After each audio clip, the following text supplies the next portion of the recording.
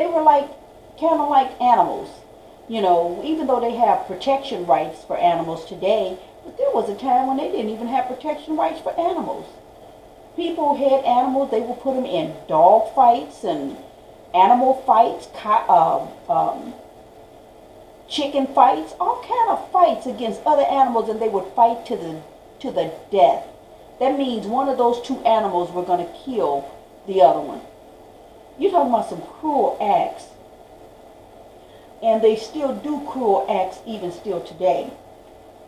The Lord shall bring a nation against thee from far, from the end of the earth, as swift as the eagle flieth, a nation whose tongue thou shalt not understand, a nation of fierce countenance, which shall not regard the person of old, nor show favor to the young.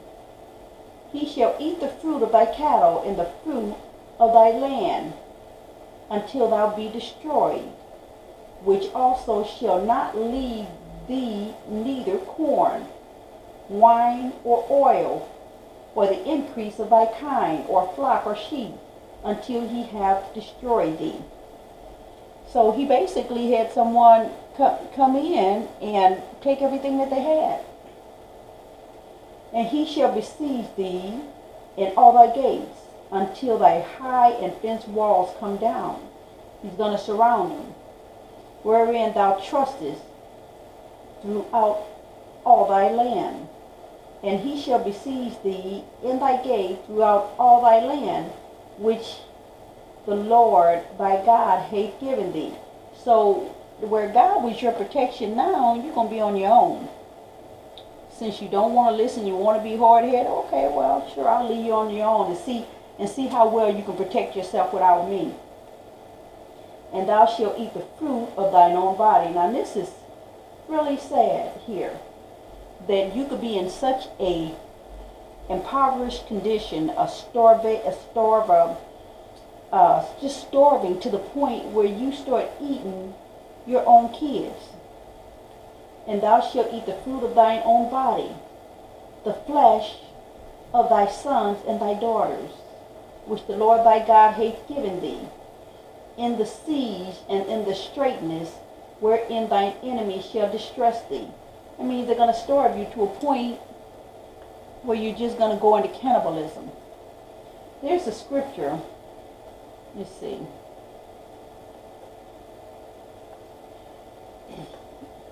There's a scripture that even talks about this.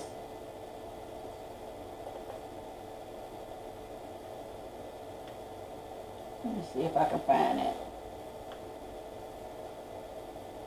Okay, 2 Kings 6.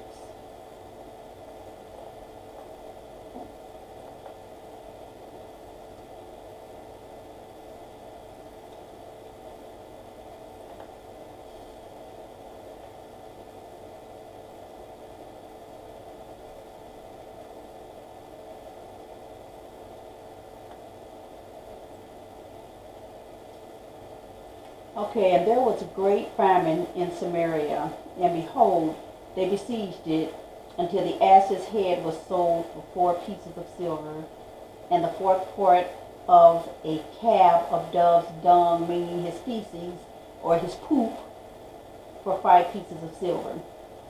And as the king of Israel was passing by upon the wall, there cried a woman unto him, saying, Help, my lord, O king.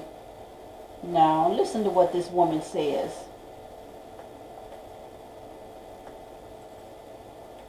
And he said, If the Lord do not help thee, whence shall I help thee? Out of the barn floor, out of the winepress? So he's being sarcastic now. And the king said unto her, What aileth thee? And she answered, This woman said unto me, Give thy son, that we may eat him today, and we will eat my son tomorrow. Now listen to what she says. This woman said unto me, Give thy son, that we may eat him today. They're going to eat her son today, and we will eat my son tomorrow. Okay? So we boiled my son and did eat him. So she killed her son, and they ate her son. And I said unto her on the next day, give thy son that we may eat him. And she hath hid her son. Okay. And it came to pass, when the king heard the words of the woman, that he rent his clothes, and he passed upon the wall. And the people looked, and behold, he had sackcloth within on his flesh. Okay, you see, it got so horrible. A time of really horrific, the time just got so horrifically bad that people became cannibalistic. They began to eat their own. And these types of things actually did happen.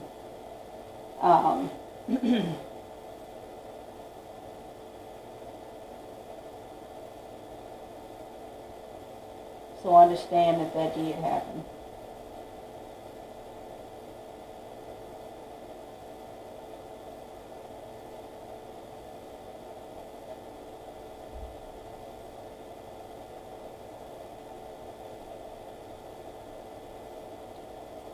Okay, I'm going to have to stop getting off track because it's taking me a while to find out where I was.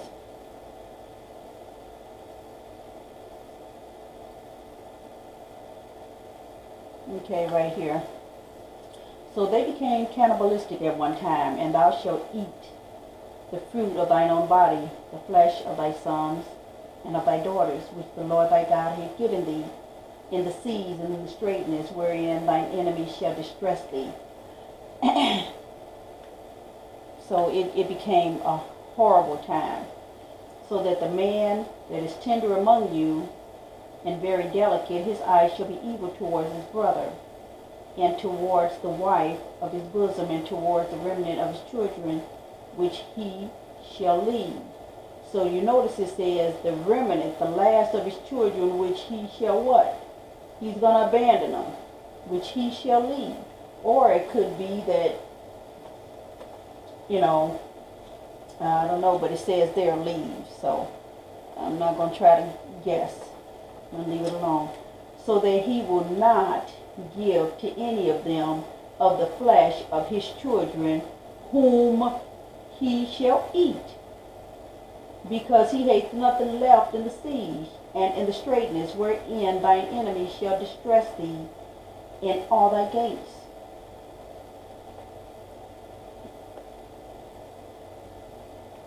The tender and delicate woman among you, which would not venture to set the sole of her foot upon the ground for delicateness and tenderness, her eyes shall be evil towards the husband of her bosom, and towards her son, and towards her daughter, and towards her young one that cometh out from between her feet, and towards her children which she shall bear, for she shall eat them for one of all things secretly in the siege.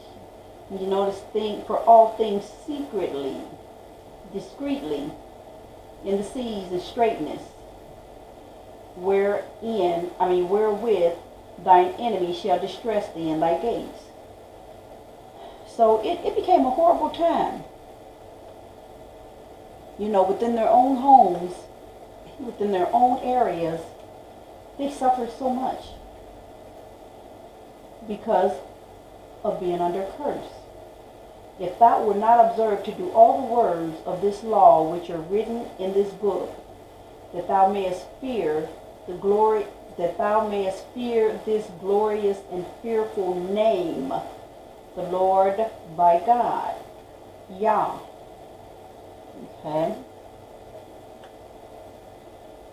Then the Lord will make thy plagues wonderful. He's going to really increase them now. And the plagues of thy seed, that means your seed is going to feel the effects as well. Even great plagues of a long continuance. That means they're going to last a long time. And sore sickness for a long continuance. It's going to last a long time. You're going to be like, Lord, I quit, I'm sorry, I'm ready to do right. No, we're going to keep this. You're going to endure a heck of a lot longer. And no repenting is going to help now. Because you push me to a point where I'm furious. So now I'm going to punish you for 3, 4, 500 years. For a long continuance. Moreover, he will bring upon thee all the diseases of Egypt, which thou wast afraid of. Fear. The Bible tells you, fear not what you're afraid of. Understand, when you operate in fear, whatever you fear, that's what Satan's going to attack you with. If you have a fear, I remember when I was a little girl, I didn't like the dark. Now, the dark doesn't bother me. Somewhere along the line in my life, I conquered that phobia. I also didn't like being alone. I remember I'd want to go to the store. I'd always have to have somebody walk with me. Now I do everything alone. Well, I'm not really alone. Why? Because God is with me whithersoever I goeth. But I'm just saying that when I cleaned all the weeds, when God cleaned all the weeds out of my garden, I began to walk alone. When you're sometimes walking in the Lord, sometimes you're going to have to walk alone. Because if you don't walk alone, there's going to be nothing but people there trying to block and hinder you, keep you down. I remember once I told a particular sibling, I was getting ready to go. I said, well, I gave the car I had to my mother because one of her children wrecked up her car, and rather than to have bought her another car, he went and bought himself a car that was so long, long Cadillac, that she couldn't even drive. So the car was just too big for her to drive, so I gave her a car. But as I was looking at another car to get, I had a particular sibling that, and I learned to not tell him anything, but I expressed it this time. I said, yeah, I'm going to be getting a new car, and the first thing came out of this sibling's mouth, you can't get no new car. And I'm thinking to myself, how you going to sit up here and tell me what I can and can't do? And then I'm thinking that I didn't say nothing, I didn't even respond. But when I pulled that new car up in the driveway, was there ever anything else said after that? And every time you open your mouth with anything positive, this particular sibling has nothing but negativeness, discouragement. You can't this, you can't that ain't gonna work, I don't even tell them nothing about me. Now, had I told them that I would be putting videos up, I'd had a million people telling me, oh, don't do that, don't this, let them learn on their own. Well, one thing I'd like to ask is the ones who've been following these videos, had you learned just anything? If you learned at least just anything from the videos I put up, then it was worth it, because you've grown in knowledge, and that's what I'm here for, is to help you to see things that have been hidden from you. So if you have received anything, and as you can see, I'm showing you proof of it, because it's not coming from me, I'm showing you in Scripture, and I'm reading the Scripture to you. But if you learned anything, then this was not something that was done in vain. It planted a seed, because where you didn't know, now you have learned. You have grown in knowledge. And I'm believing that at least one person has gotten something. Why? Because I still have some views on all of the videos that I put up. I have gotten some views. So that means someone has grown in knowledge, or they would not continue watching the videos. And I'll put it to you this way. There are some that's probably watching the video just to seek for fault. That are just looking to see if there's some way that they can find fault, or to be able to accuse you of something. So not everybody is looking for truth and knowledge. Some people are looking just to create something adversely to come up with. But it's going to be kind of difficult, because why? I'm reading you from the Word, from Scripture. So if you got a problem, then you need to take it up with God, because I'm reading Scripture, and I'm showing evidence of the things that I'm speaking on. Okay? But those of you who have gotten something, then none of these videos were a waste of time. It was worth my time, because someone has grown. Someone's eyes is becoming open. And that is a blessing to me, to have helped someone. Even if it's one person, someone has been blessed, hopefully with knowledge, to share with others or to help others with. Okay?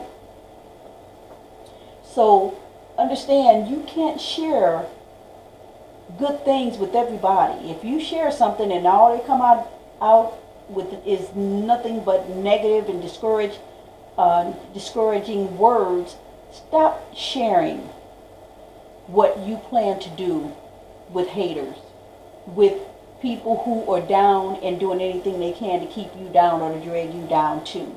Okay, just don't tell them anything else. Just do you. And don't even tell them anything about you. That way, they can't hinder you if they don't know. Okay? They can't block you if they don't know. Okay? But it says, moreover, I will bring upon thee all the diseases of Egypt which thou was afraid of, and they shall cleave unto thee. Okay? Kind of like Job when he got those boils. So don't be fearful.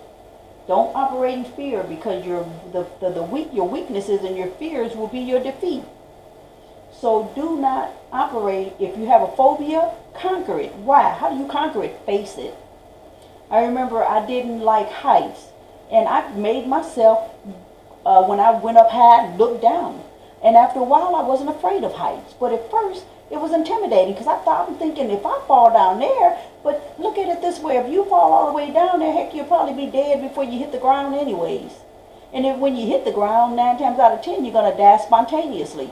So if it was your time to go, why stress over something that you can't change? You know, I've been blessed to live to be the age that I am, and in the good health that I am in for my age. That in itself is a blessing. So learn to count those blessings. Okay? And every sickness, listen to this, also every sickness, okay, every sickness and every plague which is not written in the book of the law, them will the Lord bring upon thee until thou be destroyed. My goodness, he's going to put stuff on you that's not even written. Well, I guess at that time AIDS wasn't written, so how many people is being plagued with AIDS today? I mean, it's amazing. But curses are still actively in effect. They're still in effect. And ye shall be left few in number, whereas ye were as the stars of heaven for multitude, because thou wouldest not obey the voice of thy God, simply because of disobedience. Okay? And it shall come to pass that the Lord, and it shall come to pass that as the Lord rejoiced over you to do good and to multiply you, so the Lord will rejoice over you to destroy you and to bring you to naught. And ye shall be plucked off the land whither thou goest to possess it. The land's going to get rid of you. You're going to get out of that land. Okay? Because you're in sin. And if that's a special land to God, he's not going to have a sinful land. He's not going to be looking at sin in his special land. You can't walk any kind of way in God's land. Understand that. So start cleaning your act up now, so you'll be ready when he comes to get us. And I'm going to show you that as well.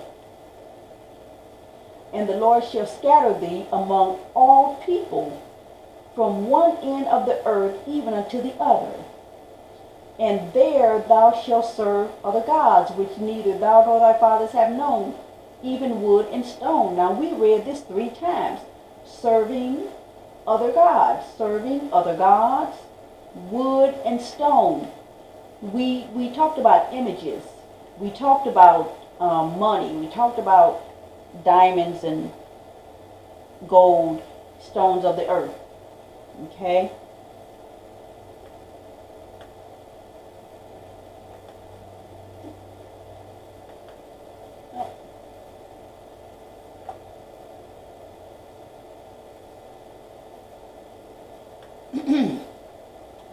Excuse me. And among these nations shalt thou find no ease. No ease. You're going to be overworked. Neither shall the sole of thy foot have rest, but the Lord shall give thee a trembling heart. You're going to be fearful, and fainting eyes and sorrow of mind. If you've lost your kids, that in itself hits all those milestones, because you're going to have a trembling heart because you don't know what's going to happen to them, what they're going through. Every day you're going to worry about them. Failing eyes because the last thing you saw or you remember was your kids crying for you. Tears of separation and sorrow of mind. You're just going to be depressed. I mean, taking your children away, your babies away, oh my goodness. Who wouldn't be? What loving mother would not be heartbroken to have been separated from her child? That is one of, by far, the cruelest things you could do to any human, is to take their child away. That's horrible. And thy life shall hang in doubt before thee. Why? Because the KKK was out there terrorizing people in groups. It's amazing how they didn't run across a black and terrorize them one-on-one. They always got to run in groups. And thou shalt fear day and night, and shalt have none assurance for thy life. This is when the KKK was active, terrorizing people. But I'm going to read you something.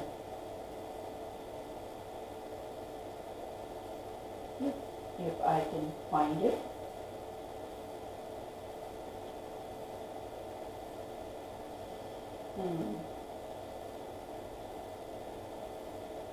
And I was just looking at it too earlier. Let me see.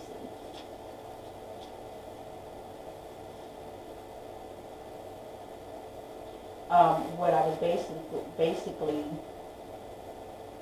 trying to show you is that in their minds, they feel that the way that they treated you was okay, because this was their logic on that. Okay, well, where am I? I'm almost down at the bottom, but I want to show you somewhere it tells you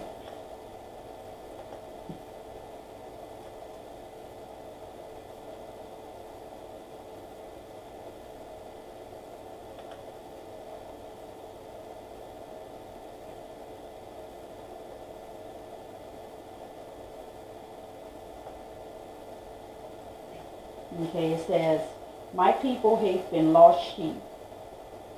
Their shepherds have caused them to go astray. Their shepherds is their leaders. Okay. They have turned them away on the mountains. They have gone from one mountain to hill. They have forgotten their resting place. They forgot who they are. All that found them have devoured them. And their adversaries said, and this is what the people who mistreat God's people said, we offend not. We're not at fault, because they have sinned against the Lord, the habitation of justice, even the Lord, the hope of their fathers. Now notice what this says. It says, we offend not. We're not doing nothing wrong, because they, meaning they know that we are a separate people from them, because they have sinned against the Lord. They have messed up against God, which is true. The habitation of justice. Okay, they're talking about God, the habitation of justice. Even the Lord, the hope of their fathers, meaning their, because they know that they're not the Hebrews. They're speaking against the people, against God's people, to say that we haven't done nothing wrong. They messed up, so we are in a position to dog them out, and that's what we're going to do. We're going to mess over them because we can. Why? Because they messed up. We know who they are. We know that they're God's chosen people, but because they sinned, we get to dog them out. We get to mess over them. And we haven't offended in that, because if they hadn't done wrong, we wouldn't have been in a position to mess over them. Okay? So that's basically what they're saying. Had they not sinned against their God, we wouldn't be able to defeat them. We wouldn't be able to do what we're doing against them because we wouldn't have the power against God to do it. But because they sinned and they messed up, God's protection is no longer on them, so we get to mess over them now. Okay? It's basically what they're saying. It says, and thy life shall hang in doubt before thee, and thou shalt fear day and night, and shall have none assurance of thy life. Every day during this era, during this period, was a horrible day of running, hiding, ditching, dodging, never knowing if you would live past that day. Never knowing. And it says, in the morning thou shalt say, would God it were evening. In the morning you're going to say, oh, I'll be glad when this day is over with. And then it says, and at evening thou shalt say, would God it were morning. Then at night you're going to be like, oh, I'll be glad when this night is over with. During the day, you're going to be afraid. And even at night, you're going to be afraid. And every morning and night, you're going to say the same thing. Just like it says here. And thou shalt fear day and night, and have none assurance for thy life. And it says, in the morning thou shalt say, would God it were evening. And in the evening thou shalt say, would God it were morning. You can't wait for the day to pass, then you can't wait for the night to pass. For the fear of thine heart wherewith thou shalt fear, and for the sight of thine eyes which thou shalt see. When you've seen somebody get murdered, when you're hiding in the bushes, and somebody's running and you manage to hide, but yet you can look and see what they're doing to him, you would tremble with fear. Because if they discovered you, you would probably get the same thing. And what's even scarier, what can you do to help them? You got a group of clans people, you're outnumbered, they're on horses and all this stuff, and then some of them even have dogs to sniff out the whatevers. Okay? So when you got this type of terror, as soon as you hear the dogs barking, you know the dogs is on your trail. You hear them barking far away, you know that they've captured your trail. That is terrifying, because now you're doing all you can do. Your best bet is to find a stream and to flow up or down it, and to stay off the land. Why? Because other than that, the dogs are going to sniff you out. And one thing about a stream of water, the water flows down a current, so there's no path. And just like when this is just like how this is. And the Lord shall bring thee into Egypt again. What does Egypt again mean? Well, what was Egypt a symbol of? When they left Egypt, Egypt was a symbol of bondage. So when it says into Egypt again, he's going to bring you into bondage again with ships. This time he's going to do a different thing. I'm not going to just send you to another area of Africa. I'm going to send you completely across the ocean, across the seas, by the way of ships, by the way whereof I spake unto thee. So the way that I'm telling you, you're going to go, thou shalt see it no more again. You're not going to ever return. And there ye shall be sold unto your enemies. To our enemies, not our friends. For what? Bondmen and bondwomen. And no man shall buy you. Nobody's going to come and get you. Nobody's going to rescue you. They're not going to deliver you. Now, with all that I've read, what ethnic group of people fits these curses? Okay? What ethnic group fits these curses? Okay, let's take a look.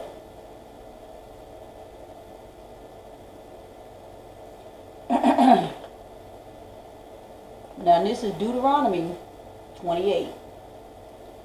God gave us a choice of being blessed or ending up with curses. Okay?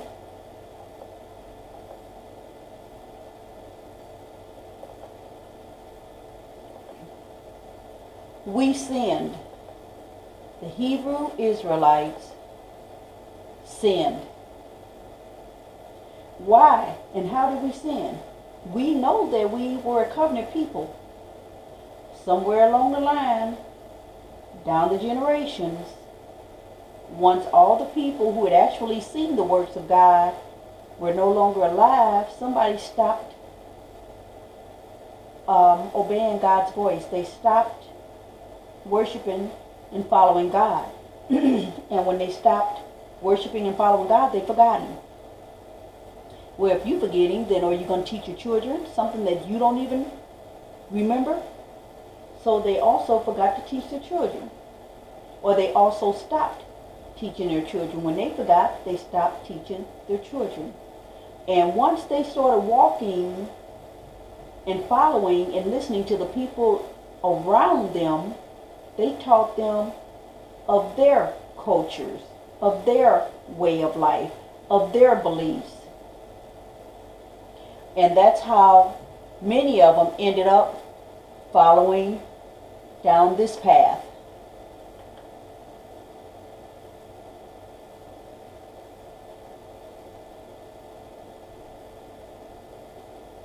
Oh, where is it?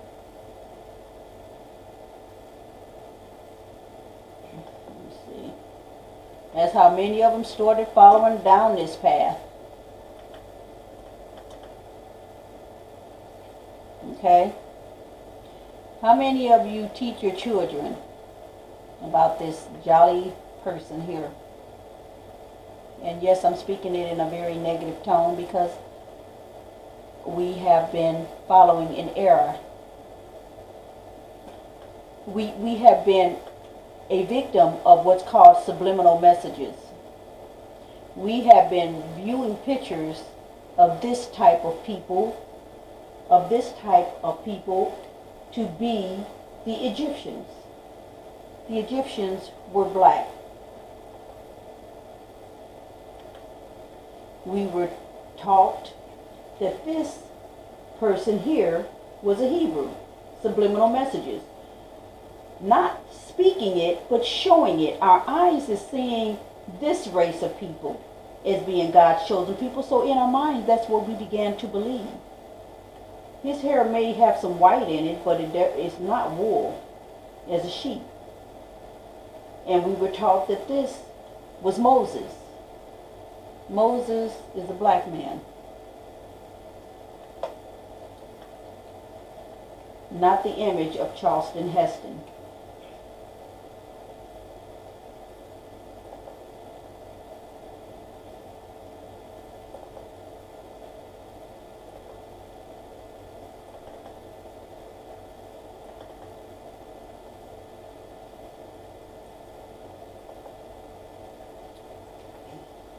This is a picture of Caesar Borgia, okay, a former Roman Catholic,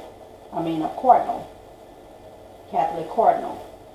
And this image of this name that is not Heroic was fashioned after Caesar Borgia. After Caesar Borgia died, that's what his father, from what was said, fashioned the image of Jesus. This is Jesus's image that was taken from this man here. Okay, and this is Caesar Borgia. And that's how the image of Jesus came into play. This is not Jesus Christ. His name is Caesar Borgia, the second son of Pope Alexander VI of Rome. And it basically gives you information here.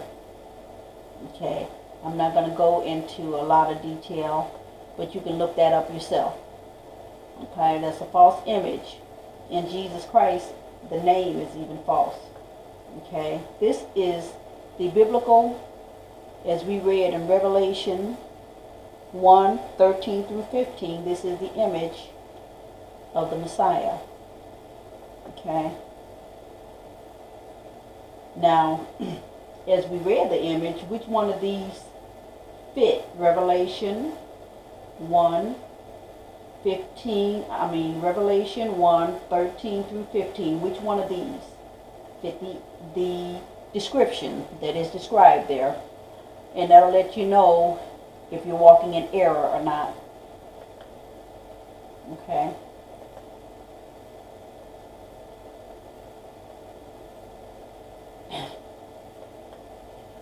One thing, I was going to do a little test.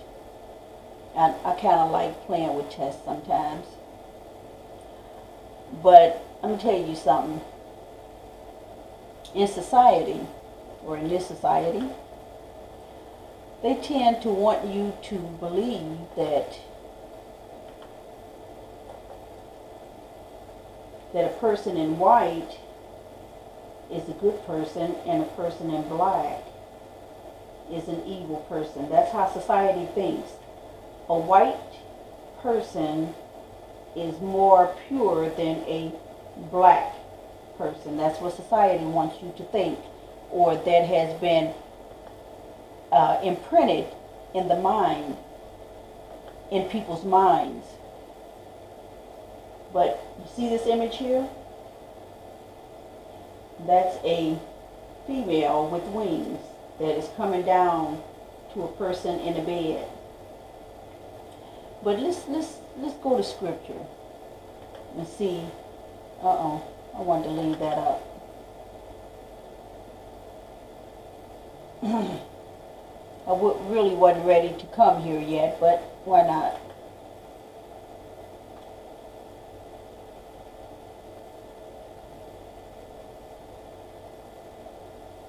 Okay, I want to just kind of show you something real quick, and I'm not going to go into too much of a major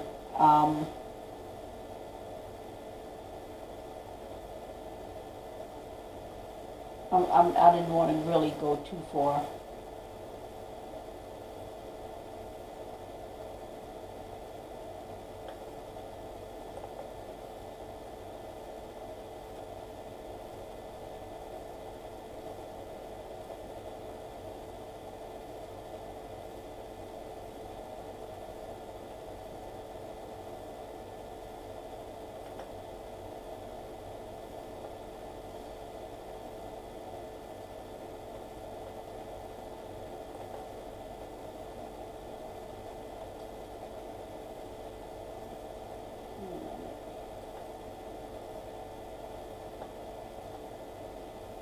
Okay, one thing you'll understand about how the enemy works, and I'm gonna talk about him, but just kind of, I don't even know really how I got over here now, but I'm here. It says, and no marvel, for Satan himself is transformed into an angel of light. Not an angel of darkness, but an angel of light. He is able to transform himself. And we're talking about the enemy. Himself is transformed into an angel of light. Therefore, it is no great thing if his ministers also be transformed as the ministers of righteousness, whose end shall be according to their works.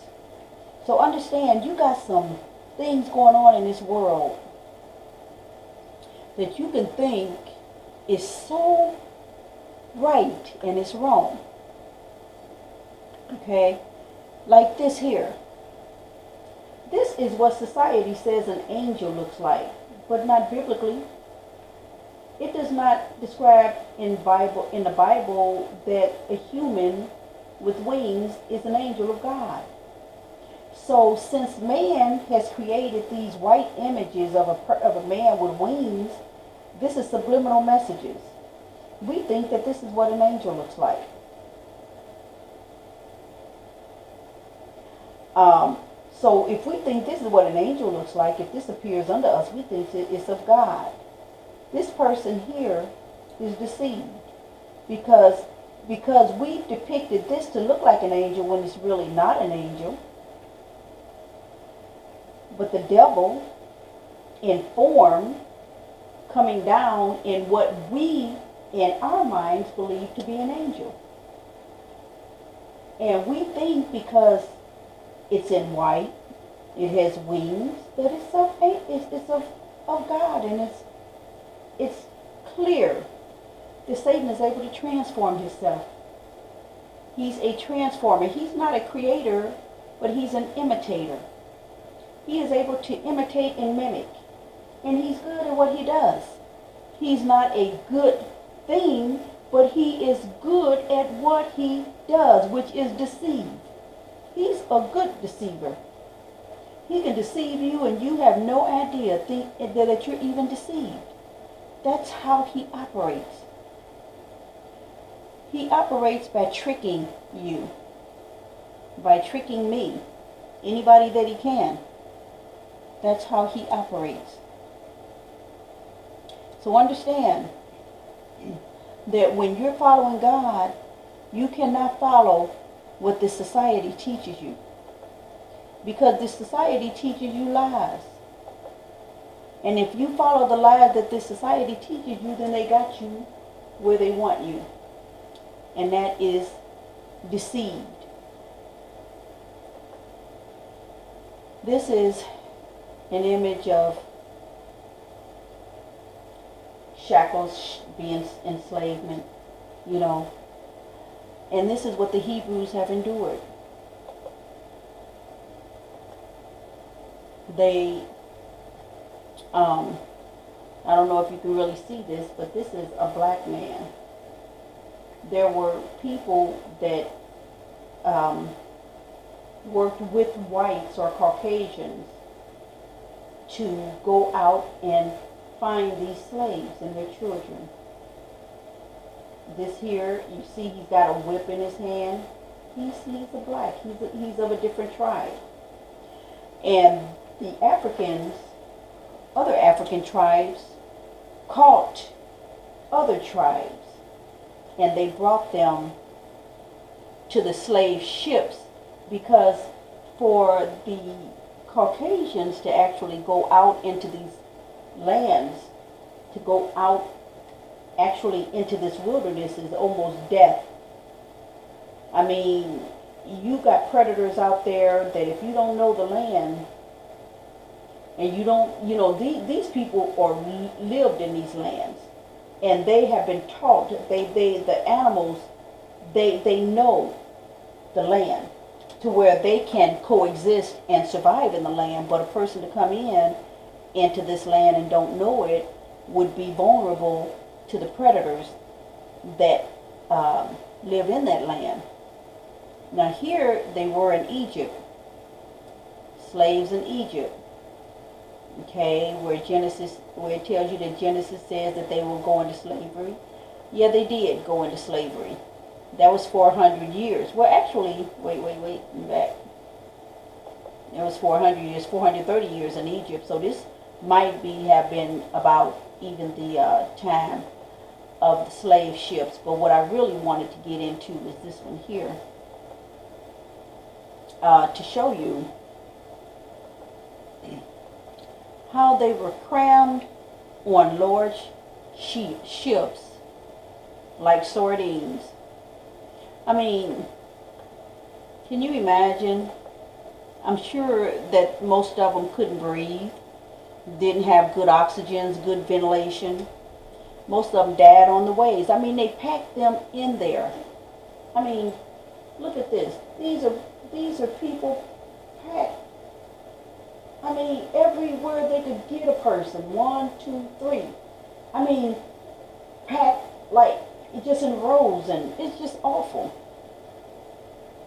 But this is how they worked. The ships came in, they got slaves, then they went to another location, and they dropped off those slaves, and then they went and got And did they, I think they went and sold other, like rum or whatever their other items were, and then they went back and got more slaves. It was like a circle that the ships would do. That, how they just had it set up to operate. But this was a very horrible time. And 9 times out of 10, these people here were in sin against God. Why? Because when they stopped following God and they forgot God and they stopped teaching their children, they didn't know God. It's sad for you not to know your God because of the ignorance of someone who decided to get wise enough to not stick with the covenant of God. They were a covenant people. And they stopped following God. They were a covenant people. They stopped following God. And as a result, they ended up in slavery and didn't even know why. Why? Because they did not know that they were a covenant people. They did not know that they were under covenant laws with God. And as a result of them not knowing that they were in a covenant law with God, they became enslaved. I mean, just packed in, head and feet, head and feet. Can you imagine going on a long journey, sleeping on this board, flat board, no covering on you, no covers, just laying chained uncomfortably to your ankles and your neck and your hands, and you're just laying there rocking all over the place depending upon how the wind was throwing the ship. I mean, that had to have just truly been miserable. The voyage in itself. Then when you got there, they made it clear they had here a choice of cargo that came in. 250 fine, healthy Negroes, showing them in their little Negro attire or however. You see that funny S. Remember when we looked in the 1560 Geneva Bible and it had that funny S that looked like a F? This word is just, and it's got that funny S again. So here's the word coast with that funny S that looks like an F. Remember that we went over this in the 1560 Geneva Bible? This is Old English. The 15 Geneva Bible has these exact same wordings. Here's island, I-S-L-A-N-D, and that S looks like an F. And that's just like this is the printing of the 1560 Geneva Bible. This is back in the 1560 Geneva Bible era. Okay? This is when the 1560 Bible was broadly used and in circulation.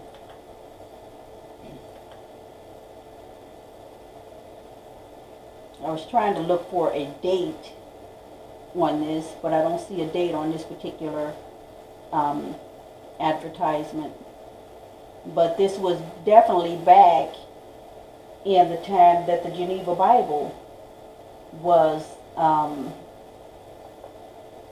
that the Geneva Bible was being used.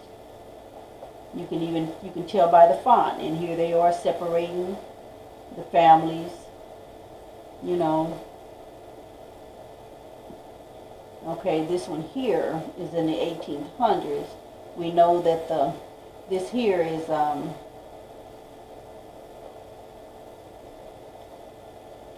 tells you July 2nd, 1853. Okay. And so it's the sale of Negroes.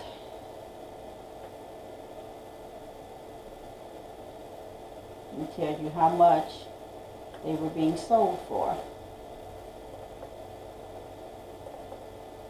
$1,200. I mean, $1,250 for Negroes. Okay, or at least $1,200 to $1,250 for Negroes. So it's about $1,000 get a Negro as a slave. And see, the reason why they brought Negroes over as slaves, because a Negro couldn't hide, not amongst the nation of whites. Now you could slave a white and he can run off and disappear and mingle in with other whites, but a black couldn't do that. So that's why they were able to use blacks. Now here's a little bitty boy with the bag on him. He's going to be picking cotton all of his life. He's even a child, as you can see, don't even have shoes on, barefoot, or it might be something on his foot. I can't hardly tell that. Maybe that is a little something wrapping around his foot. But little bitty kid picking cotton. And he most certainly doesn't look happy about that. Picking cotton amongst grown people. It's sad. And also, this is what happened with the young women. There's a scripture here. Let me pull this up.